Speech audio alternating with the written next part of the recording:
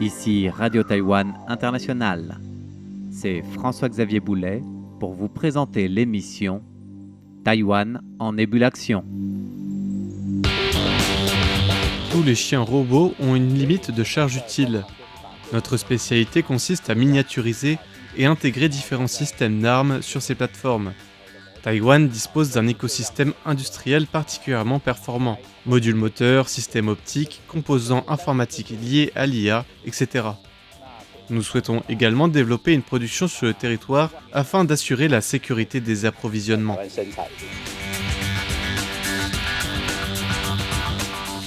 L'Institut national des sciences et technologies Zhongshan, spécialisé dans la recherche en défense, a présenté la semaine dernière 3 modèles de chiens robots destinés à des missions de reconnaissance, de surveillance et d'intervention dans des domaines à haut risque. Ce sont 3 modèles différents de chiens robots qui ont été développés à partir du système Vision 60 de la plateforme robotique de l'entreprise américaine Ghost Robotics, en coopération avec les industriels taïwanais. Les 3 modèles dévoilés ont chacun des fonctions différentes. L'un est destiné à la recherche et la détection de cibles. Un autre, baptisé chien de combat, est même capable de fournir un appui-feu. Un autre peut aussi cartographier son environnement et rechercher un objet ou autre chose de précis en fonction de la mission qui lui est donnée. Au niveau des équipements, l'Institut national de sciences et technologies Zhongshan s'appuie sur les dernières technologies. Il s'appuie aussi sur l'intelligence artificielle. Ces 3 modèles de chiens ou de robots canins sont des prototypes qui visent l'appui des besoins des forces armées taïwanaises et en fonction du développement de ces derniers prototypes, pourraient aussi arriver sur des lignes de production en série. Selon les différents modèles, le robot quadrupède peut être équipé d'un modèle de reconnaissance électro-optique. Il peut être armé d'une tourelle téléopérée avec un viseur et un lanceur anti-émeute. Il peut être aussi développé à des fins de reconnaissance et de cartographie, combinant notamment les technologies LIDAR et d'imagerie thermique. Le directeur adjoint du pôle de recherche sur les systèmes de missiles et de fusées à l'Institut de recherche Zhongshan, Zheng Guoguang, a précisé que ces robots quadrupèdes sont conçus selon des normes industrielles et militaires, qu'ils peuvent opérer dans des environnements à haut risque et même dans des conditions extrêmes. Ils peuvent aussi fonctionner dans des températures, par exemple, comprises entre moins 40 degrés Celsius jusqu'à 55 degrés Celsius. Ils disposent aussi d'une protection IP67 qui leur permet d'opérer sous la pluie, dans la poussière ou même dans la boue. Au niveau de la technologie de mouvance, ils sont dotés de 3 degrés de liberté par patte. Ils sont capables ainsi de franchir des escaliers, d'évoluer sur des terrains accidentés, notamment après un typhon ou un tremblement de terre par exemple. Ils peuvent se redresser automatiquement sur leurs pattes après une éventuelle chute aussi. Ils peuvent contourner rapidement un obstacle.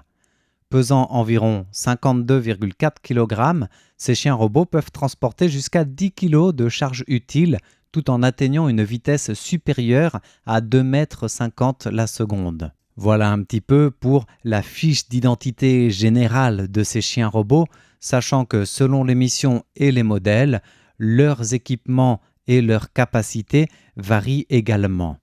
D'ailleurs, Zheng Guoguang a souligné que la charge utile de chaque chien diffère en fonction de sa mission, de même que son autonomie.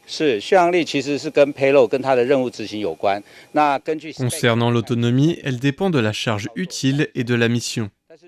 Les spécifications actuelles indiquent 3 heures de fonctionnement continu. Avec des périodes de pause, l'autonomie peut atteindre 8 à 10 heures. Celle-ci varie également selon les équipements embarqués et leur consommation énergétique. L'Institut Zhongshan poursuit ses travaux sur les batteries à électrolyte solide afin d'augmenter leur densité énergétique et de répondre à un plus large éventail de missions.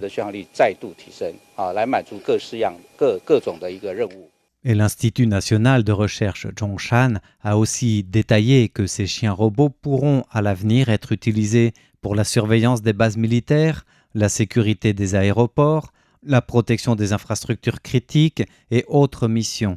Associés à des drones terrestres, maritimes et aériens, ils peuvent aussi contribuer à concrétiser le futur système taïwanais de plateformes autonomes tridimensionnelles. Conçu par Taïwan, il s'appuie sur la technologie de la plateforme américaine Ghost Robotics. Même si au niveau de la conception de ce prototype et de sa fabrication, l'Institut Zhongshan recourt à une collaboration avec les industriels taïwanais pour assurer une chaîne d'approvisionnement locale et aussi bien sûr une autonomie de toute la défense, y compris dans ces chiens robots.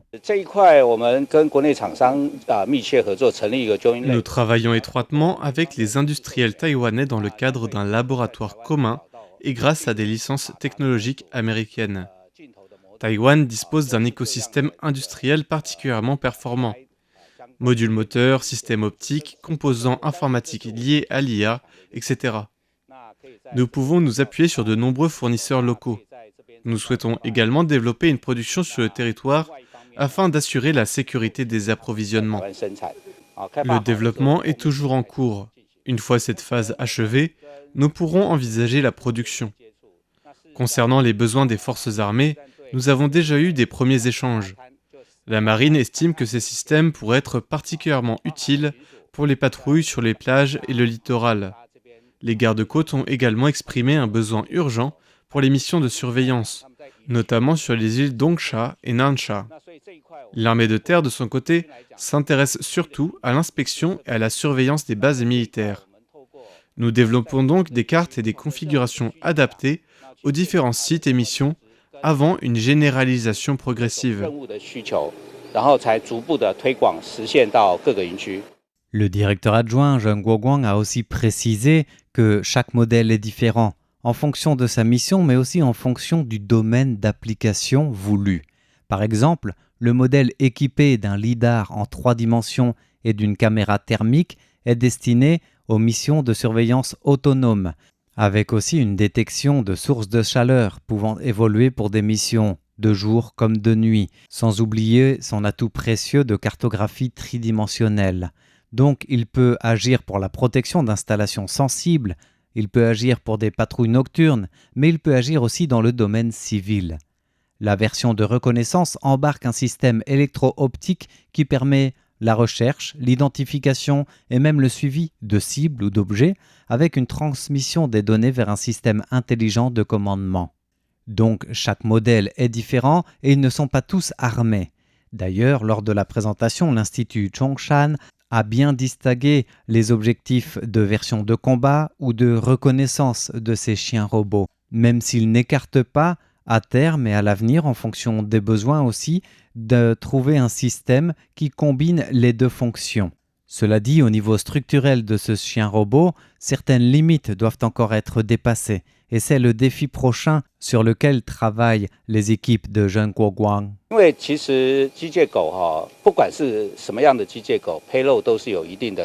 les chiens robots ont une limite de charge utile. Notre spécialité consiste à miniaturiser et intégrer différents systèmes d'armes sur ces plateformes. Les capacités de reconnaissance et de combat peuvent déjà être combinées. Notre chien de combat, équipé du système de vision à 3 capteurs, peut réaliser des missions de reconnaissance et de frappe intégrées. À l'avenir, quel que soit le système d'armes embarqué, nous devrons prendre en compte des systèmes tels que le contrôle de tir, le recul des armes et la stabilité de la plateforme. Ces questions feront l'objet de recherches spécifiques dans les prochaines phases de développement.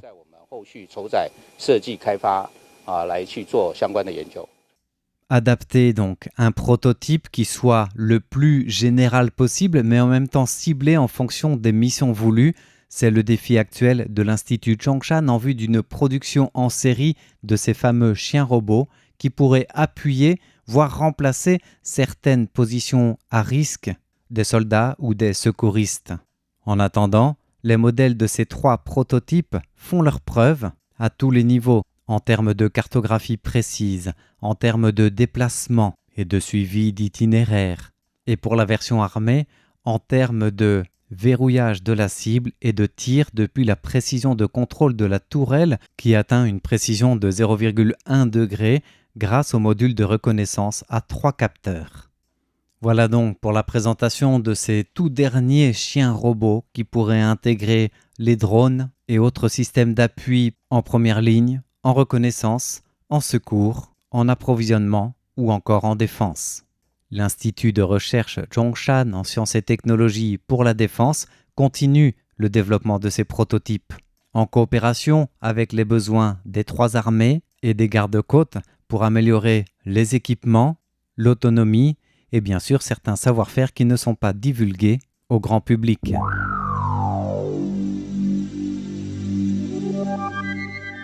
Merci de votre écoute, c'était l'émission Taïwan en ébullition présentée par François-Xavier Boulet pour Radio Taïwan International.